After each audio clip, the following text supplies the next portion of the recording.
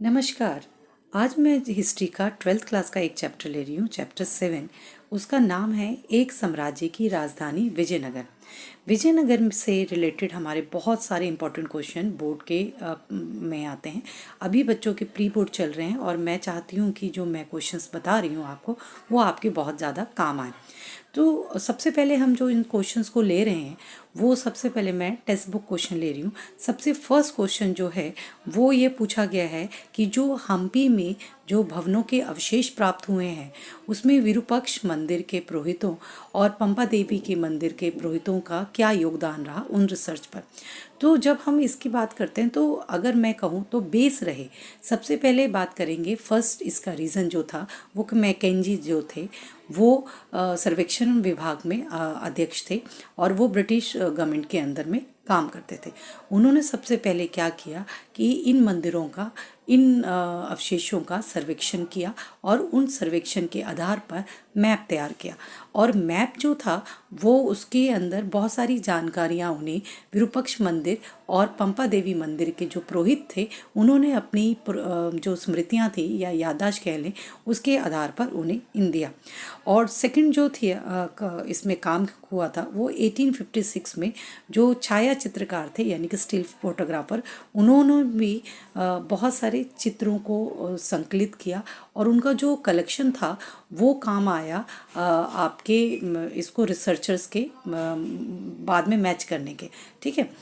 एक चीज़ और इसमें की गई थी कि जो भी विदेश यात्री आए थे, जो भी ट्रैवलर आए थे, उन्होंने बहुत सारा अपना यात्रा वृत्तांत लिखा। यात्रा वृत्तांत का मतलब होता है जब आप कहीं की ट्रैवल आप कर रहे हैं तो आपने जो जो देखा, जैसा जैसा देखा वो आप लिखते हैं या आप बताते हैं। ठीक है। आजकल आप देखते हैं यूट्यूब में बहुत सारे ट्रैवल ब्लॉग्स आते हैं, वो भी यही करते हैं। ठीक है। तो उस समय भी होता था, तो उन्होंने अपना यात्रा वृत्तांत लिखा। मगर ऐसे ही इन्होंने सर्वेयर्स ने नहीं मान लिया, बल्कि इन्होंने क्या किया, जो उस समय के अभिलेख प्राप्त हुए थे, चाहे वो तमिल में थे, तेलुगु में थे, कन्नड़ में थे या संस्कृत में थे, उन सब का मिलान किया गया इन ट्रैवलर्स की डॉक्यूमेंट से कि क्या दोनों मैच कर रहे हैं। और जब मैच कर रहे हैं उसके बाद ही उन्होंने उसको आगे किया। इसके साथ ही साथ 1976 में जो भारत के जो सरकार है उन्होंने हम्पी को राष्ट्रीय महत्व का स्थल घोषित किया था। इसके साथ ही साथ जो अगर आप सोचें ये तब तक पॉसिबल नहीं था जब तक कि जो मंदिर के पुरोहित वगैरह जो होते थे उन्होंने इसको सही से आपको बताया ना हो। तो हम कह सकते हैं कि हम्पी को सर्च करने में या इसके बारे में रिसर्च करने में जो सारी बातें हमें पता चली या आगे हमारे इस बहुत सारे शोधकर्ताओं की रिसर्चों का बेस बनी, वो विरूपाक्ष मंदिर के जो पुरोहित हैं उन्होंने सबसे बड़ा योगदान दिया था, क्योंकि उन्होंने जो बातें बताई थी और बाद में उसे मैच किया गया डॉक्यूमेंट से, अभिलेखों से, उनसे वो बातें बहुत हद तक मैच की। इसीलिए हमें बहुत सारी चीज़ें जो शायद हमें नहीं प्राप्त होता योगदान, वो हमें उसका मिला। सेकंड जो क्वेश्चन मैं अब ले रही हूँ वो क्वेश्चन है विजयनगर की जल आवश्यकताओं को कैसे पूरा किया गया। तो विजयनगर जो है वो एक्चुअली में ड्राई प्लेस है। ठीक है। तो ड्राई प्लेस है तो उसको पानी पहुंचाना सबसे इम्पॉर्टेंट था। तो ऐसा करना ज़रूरी था कि आप ना पानी को स्टोर करते, पानी को बचाते यानी कि कंजर्व करते। तो आपको ये बहुत सारी पद्धतियाँ मतलब लानी ज़रूरी थी। तो सबसे मेन क्या किया गया इसमें, जो मैं आपको आंसर बता रही हूँ उसमें क्या किया गया कि विजयनगर की जो जोग्राफिकल सिनारियो जो उसका था वो ना चारों तरफ से माउंटेन से घिरा हुआ था। तो जो पर्वत श्रृंखलाएं थी उनमें से उसे बहुत बेनिफिट हो रहा था। और जो तुंगभद्रा नदी थी उससे ना कई सारे एक नेचुरल जलाशय जैसे बन गए थे या कुंड बन गए थे। तो उन कुंडों में बहुत सारे पर्वतों से पानी आकर गिरता था। और उनके साथ क्या किया गया कि उसके साथ साथ ना नहर बनाई गई और नहरों या उनको बांध के द्वारा पानी को इकट्ठा किया गया, देन उसको नहरों के द्वारा आपका शहरों तक पहुंचाया गया। इसके साथ ही साथ बहुत सारे ना आर्टिफिशियल हौज बनाए गए और हौज में पानी इकट्ठा करके देन उसको फिर नहरों के थ्रू आगे पूरा खेतों में, शहर में, सब जगह पहुंचाया गया। तो इस तरीके से विजयनगर की जो जल आवश्यकताएं हैं वो पूरी गई। इसके साथ ही साथ मैं एक चीज़ और बताना चाहूँगी, वहाँ पर एक नहर का निर्माण किया गया, उसका नाम था हिरिया नहर। और हिरिया नहर में पानी कहाँ से आता था? तुंगभद्रा नदी पर ना बांध बनाया गया।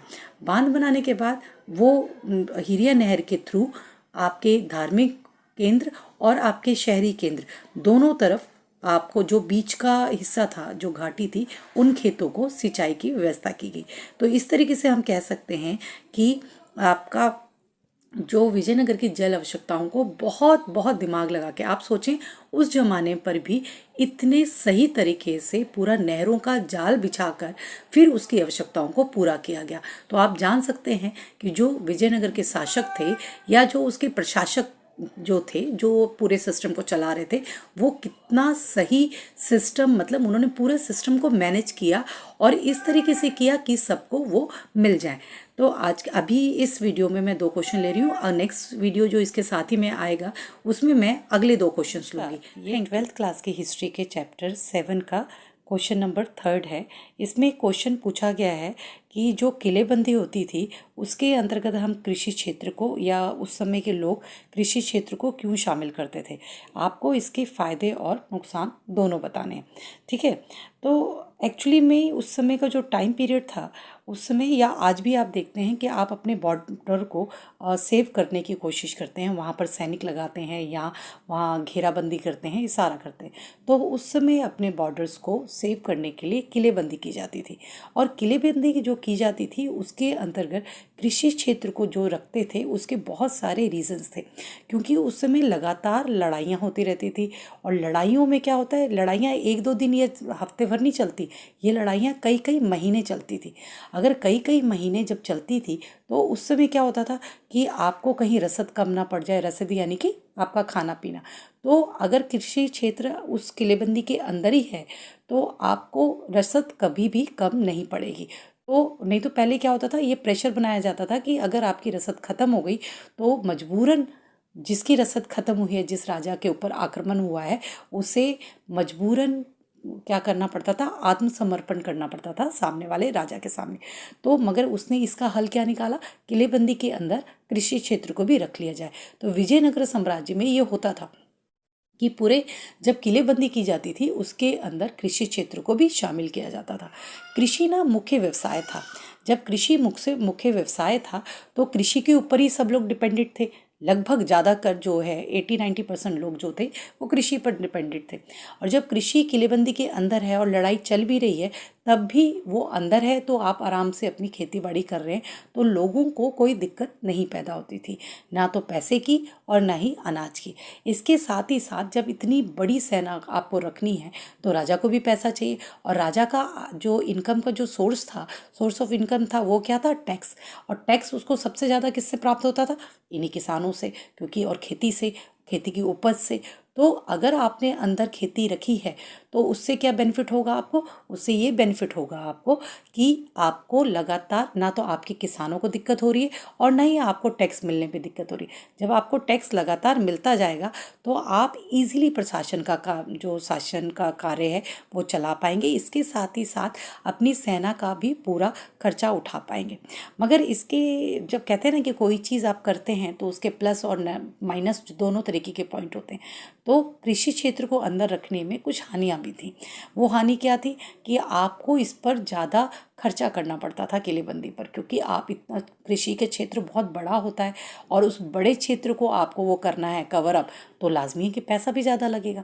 उसके साथ ही साथ इतने बड़े क्षेत्र की रखवाली करने के लिए सेना भी ज़्यादा रखनी पड़ती थी, तो सेना का ऊपर भी आपको खर्चा करना पड़ता था।